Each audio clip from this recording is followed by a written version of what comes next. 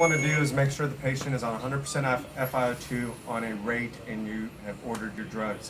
100 of fentanyl, 5 of Versed, 10 of Vec, and that's not to be given till procedure.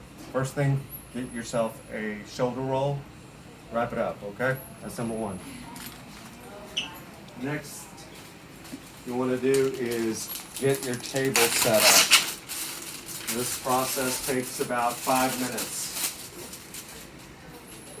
Can you turn this around and grab that? It's all about the preparation. The procedure, it can go seamless or it can be a cluster, but it's all about the setup. So, blue towels, like that. This is your tracheostomy tray, and you're going to have to figure out what all you need and what you're going to use, okay? So a lot of this stuff is garbage, and you won't use it, okay? Move this out of the way, and this is first, okay? So the first thing I like to do is grab my local, pop the local, and then grab a little needle. There's a red and a blue needle. You're going to use the blue needle and get this set up. Okay.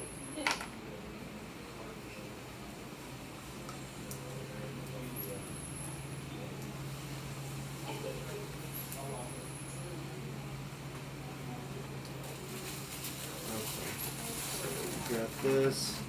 So this is your first thing you're going to be doing during the procedure.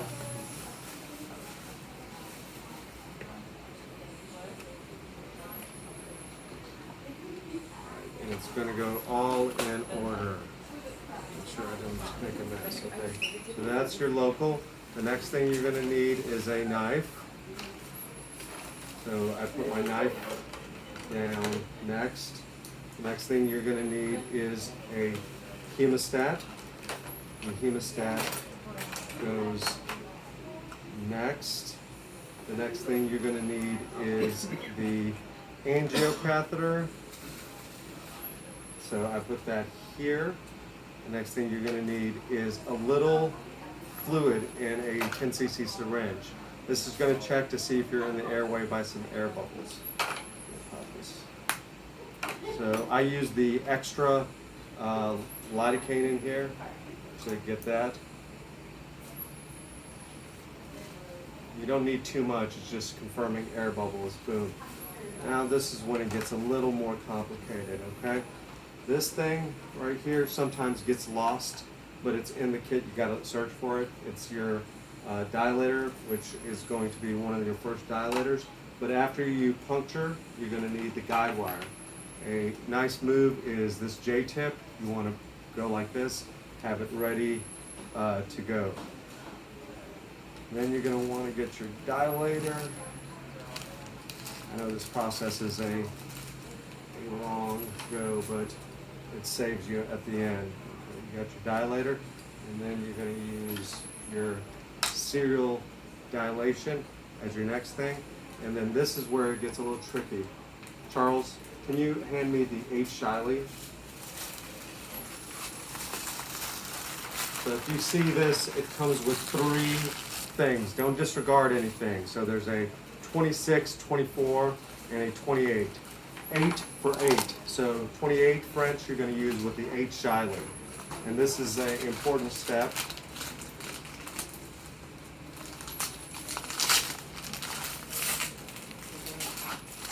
And what happens is some of these things get lost.